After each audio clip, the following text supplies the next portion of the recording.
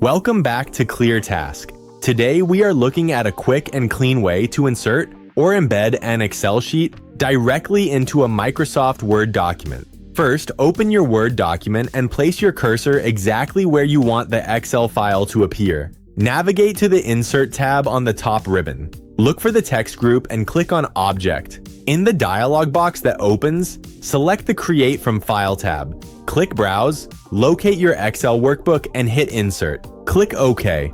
Your Excel sheet is now fully embedded in the Word document. You can easily resize it by dragging the corners. If you need to edit the data, just double-click the embedded table, and it will let you edit the spreadsheet right inside Word.